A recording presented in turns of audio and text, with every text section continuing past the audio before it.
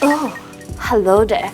Welcome to another episode on Team NOC. Now, as we march forward to another 4 weeks of the circuit breaker, I'm sure all of you are reaching your breaking point like me.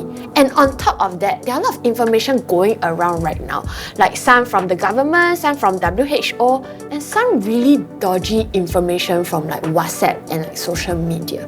Here at NOC, we want to encourage the sharing of accurate and factual information. We are bringing it to you right from the source itself. So today we have Dr. Leong, who is an infectious disease physician. Now, he's here to answer some of the questions that we have today about COVID-19.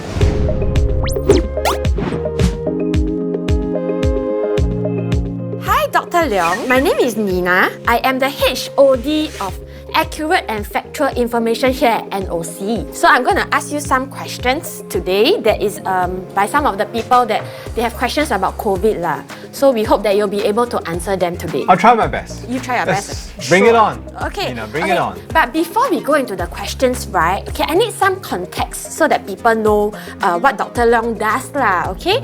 So from what I know here, okay, in 2003, you were involved in the SARS pandemic as well, right? And you are equally involved in the efforts to stop the outbreak for COVID-19 also. So what is it like dealing with the pandemic with SARS back then? We go back into history first. You should actually dig a little bit more up. I'm quite a figure in 2003 SARS because I was one of those people who actually fell sick with SARS. I looked after the index patient with SARS in Singapore, and thereafter I fell sick. And the funny and very unusual thing about the situation was I flew to New York and there was quarantine in Frankfurt.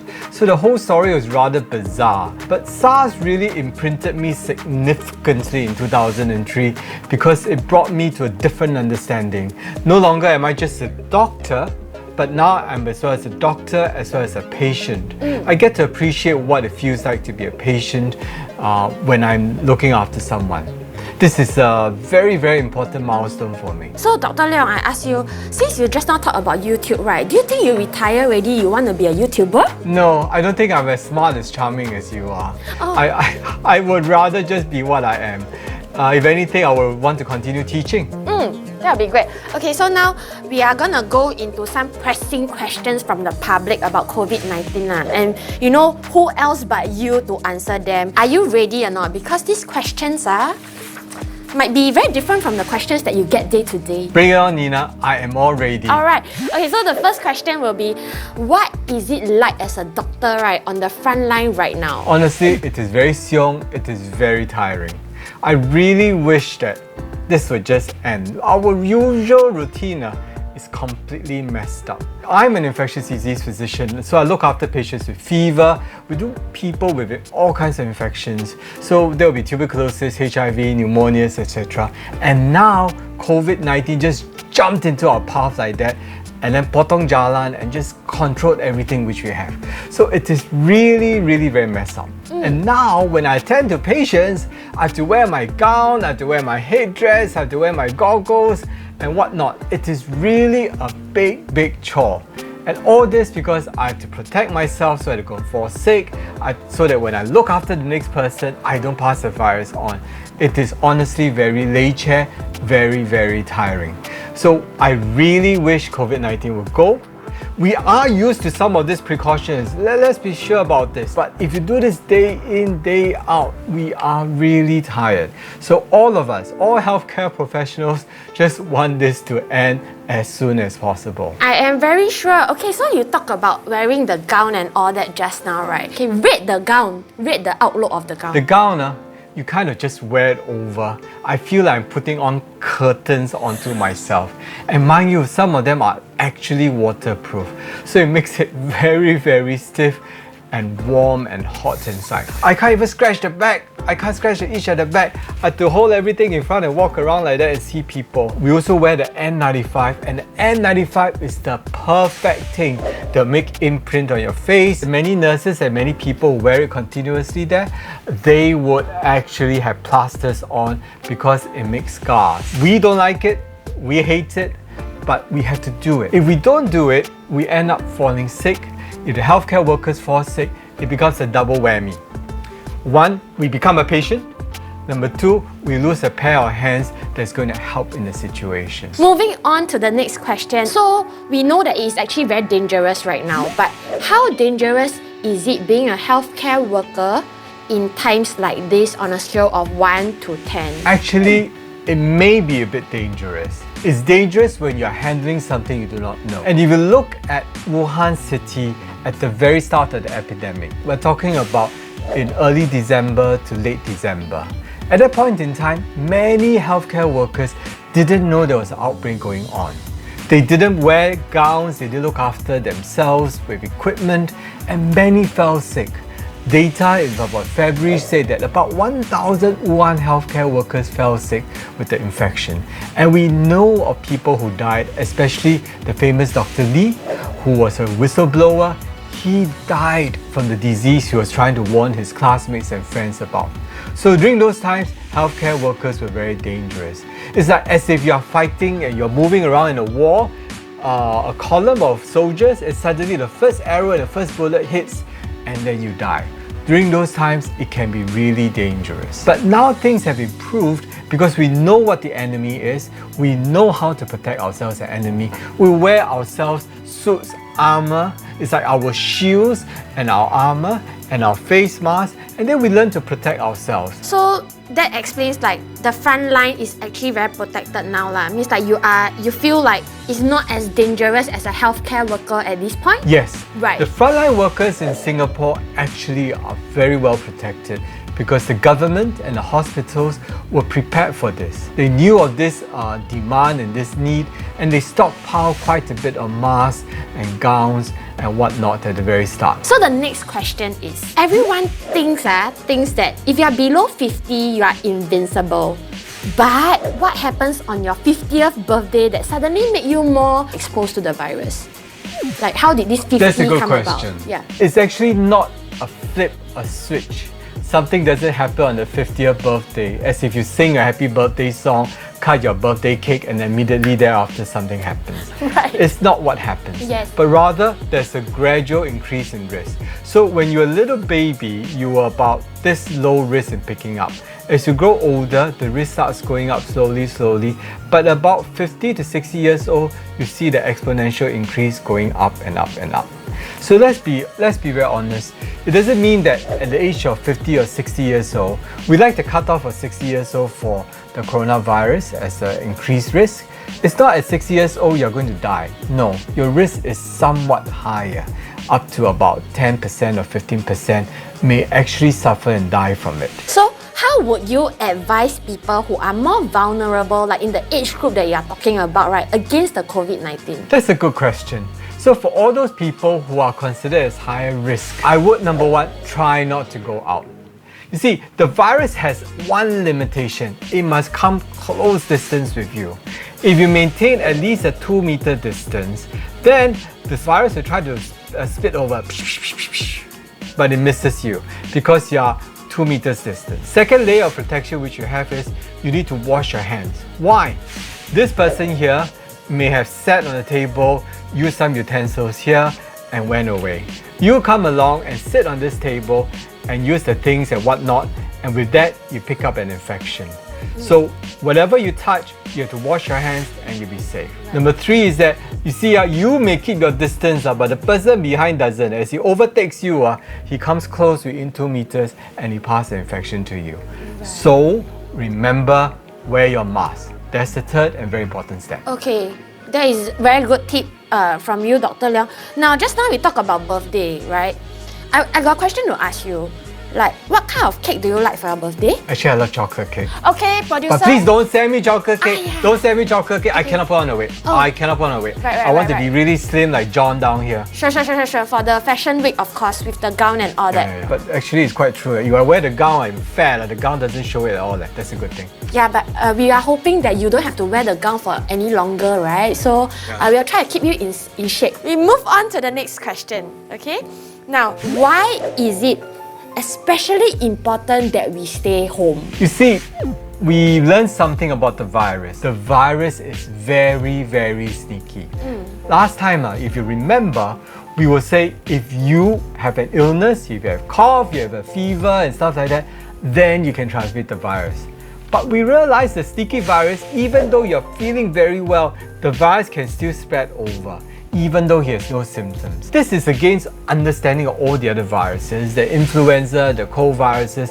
Well, they may spread one day beforehand, but certainly not 4 days beforehand for the case of COVID-19. So we can't rely on symptoms anymore. It's like, I look at you now, you look very healthy, you look very good. Okay, I don't think you're sick, but you might be carrying the virus. Right. Then if you were to go out, even though you feel well and look well, you could spread the virus to other people. I don't want that. So the other way then, if I cannot prevent you, the virus from spreading to other people, what I do is I lock you down. If I don't let you go out, the virus will stay within you. This illustrates one point. You can have asymptomatic or pre-symptomatic transmitters. Before your symptoms or even when you have no symptoms, you can spread. And guess what? I introduced you something. Viruses are also got a sell-by date, also got expiry date. What it means is by the certain day, if it fails to transmit to anyone, you know what happens to the virus? Kaput, kaboom. It's like Mission Impossible. The virus will self-destruct in the next 30 days. If you don't touch anything, you don't do anything, the virus will go kaput and blow and smoke inside you. Because your body is strong enough to control the virus. You stay within, you don't go out, the virus will go kaput, and there's one less transmission, or at least one less transmission for Singapore. Our COVID numbers will fall. So a lot of people are comparing this to SARS, right? Can you tell us what is the difference? Why is it different from SARS? Actually, SARS was a much easier to control virus. Simply because a lot of them are symptomatic. They will have fever, they feel a little bit unwell. In the case of COVID-19, we think up to 70% of them may be asymptomatic. So out of 10 people there are, we think on average half of them will have no symptoms, but maybe in fact even up to 70% will have no symptoms. That's very significant. So these 7 people now will go around everywhere, go to work, etc. and can spread the virus. Second thing that's very, very important is this. The amount of virus you find in SARS is so low to begin with that it gets more and more and more, such that after the first 7 days, the amount of virus in the nose and the cough is a lot more. Right. Then after that, it starts coming down. So what it means is that SARS transmits best after 7 days. When the virus load hits about day 7, and only then it starts transmitting virus. But in the case of COVID-19, the converse occurs. At the very start, you have huge number of viruses, and then this is even before the onset of symptoms. So they spread. At this point in time, then they get fever, they catch them. But mind you, during this whole period, this whole section, they have been sick and they've been passing the virus to many people. Right, so the incubation period for COVID is longer basically. Not really. The incubation period is about up to 14 days. We think an average is about 5 days. It's somewhat similar to SARS coronavirus. But the unique nature is it spreads even before symptoms, and the amount of virus it spreads is tremendous. I'll give you a comparison. Let's say I have COVID-19, I swab the back of my nose now, and then I find a virus. How much virus would I have? Or in comparison, I have the influenza virus, I swab to the back of my nose, how much virus is there? So influenza virus, I'll find about 10,000, maybe 100,000 virus. Wow, that's a lot. One swab got 100,000 virus. That's amazing. But COVID-19, they have 1 billion viruses. You're talking about 1,000 times more. At this point in time, your eye is supposed to pop up and look at it, and it's like, wow, if all those were money, it would be very, very cheap. But it's not. But they were actually viruses. Right. And guess what? Of this 1 billion viruses there are, how many are needed to transmit? Just about 2 to 5 and you get the job done. Oh my god. Which means I can afford to kill 99.9999% of the virus, can die in a suicide attempt to reach the other side. All I need is just 2 to 5 and I get the job done. Okay, now we move on to the next question. Do you think, right, every household will be tested during this circuit breaker? If you think about it, it makes perfect sense, right? I go and test everyone there is. Those positive ones, I just catch them and lock them down and that's it, case closed. But we got a slight problem. Number one, how to do 6 million tests at one go. We probably can finish 6 million tests after about 20-30 days. Then how? Swipe again. Yeah. So I think it's not practical. Okay. Number two, you can be negative now, but you turn positive later. Oh my Okay, it's God. like a urine pregnancy test. You do a urine pregnancy test now. The first day after your period comes, it's negative. Does it mean you won't be pregnant 1 month later? This is such a good example. It may not be appropriate to ask you No, this but question. this is such a But good you example. get the idea. Yes, this is such a good example. This is real life. I think this is the easiest way to explain. And mind you, after you event a mixed baby, it doesn't mean that you do the urine pregnancy test the next day and if you come out positive means positive. Sorry, you must do it at the right timing, at the right time. Correct. At the right time, at the right place, then your test will be helpful. You do it wrong time, wrong place, sorry, a negative test means nothing. This is a totally good context for me to understand. Very easy to understand. I think other people also very easy to understand. So can you imagine everyone going for a urine pregnancy test every day? Wow. I can't. I can't. Cannot. Me too. We must be very mindful, and we don't have enough urine pregnancy tests for all the guys and girls, okay? Do you think that a vaccine is a possibility at this point of time? Yes, I think a vaccine is possible. In fact, if you think about it, coronavirus COVID-19 is not the first coronavirus. There have been other coronaviruses, SARS, and they have MERS. In fact, they actually have developed SARS and MERS coronavirus vaccine. Now, instead of putting the SARS gene inside or the MERS gene inside, you take and put the COVID-19 gene inside. You take out and put inside. It's like change your clothes. Okay? So the clothes actually remain the same, but I take Nina out and then I put John inside your clothes. Actually, I think it really looks terrible. You get the idea? Yeah, I get the idea. Okay, so it's actually quite easy to do. Which means we can race it out much faster. Right. And chances of us being successful will be extremely high. However, you never know until you try. Okay, doctor, I give you one example. Is it like I online dating, I see the picture, the guy very handsome, I swipe, then I meet him, right, but actually he's not handsome. Is it like that? Absolutely. It's completely different. I get you. What you see and what you get are totally different. And that's why you need to go through the vaccine trials. You need to show that vaccine actually gum with the virus and can neutralize. It's just like you see the picture, you see the person, you must gum with the person, then you know it really works. Correct. So it's not going to happen overnight. It's going to take a long time to develop. So when can I finally feel safe, right, to press the lift without having to sanitize my hand? That's a good question. We know that the virus actually survives quite well on surfaces. It doesn't survive very well on metal things. On plastics, it certainly does survive. Now, you have a few options. Number one, you can actually use your finger to press. Then after that, your fingers cannot touch your face because your face is sacred. Right. Okay, then what you do is when you need to scratch your nose and stuff like that, you then just do a wipe here. Because this part of the hands are actually safe, Right. but don't let your fingers touch your face. But you'll be happy to know that HDB and many lift buttons, they're actually coated with a special material which apparently can prevent the cross-transmission of the viruses. Okay, so like these are the very good suggestions that you have lah. But I just actually trying to ask you, like, when do you think this will end? Like, you know, like you're projected, like if let's say you are a guru, you know, you are a fortune teller, right?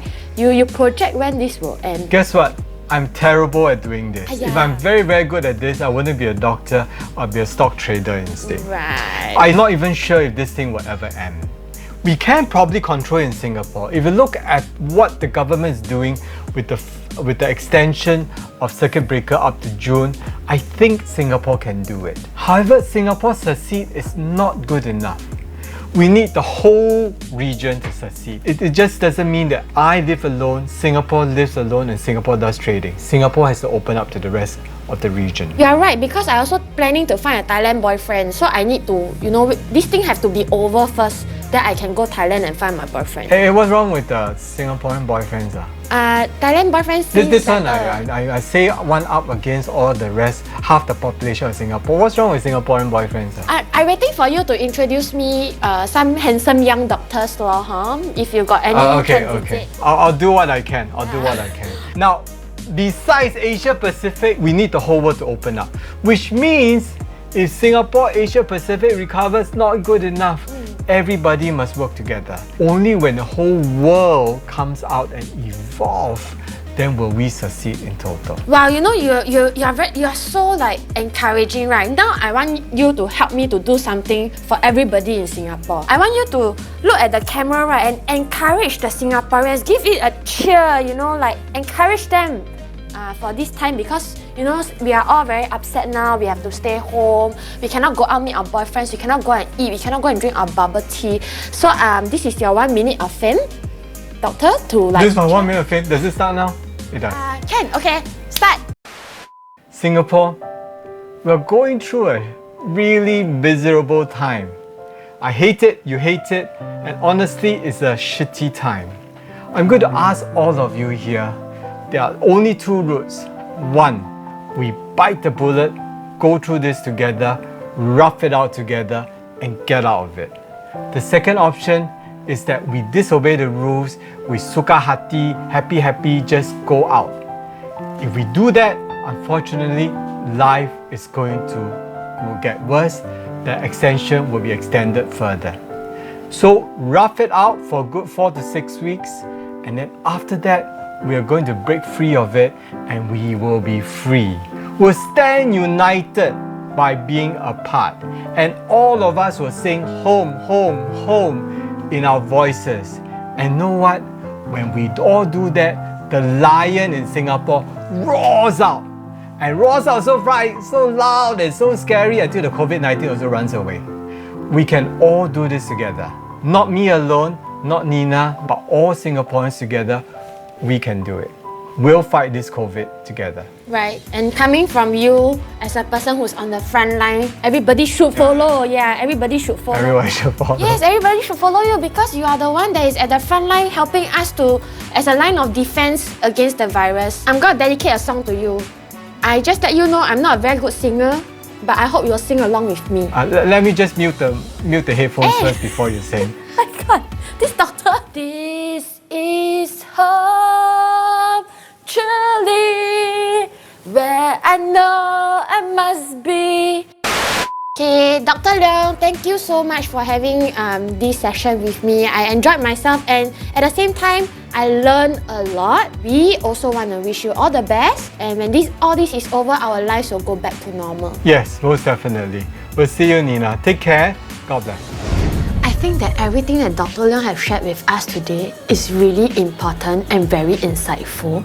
Now, I want to appeal to you, my viewers, to stay properly informed and to stay responsible. The only way we can get our lives back is if we stay united. Here are some official channels for information that you can follow. So stay safe, everyone. And as always, don't forget to click here for more and click here to subscribe.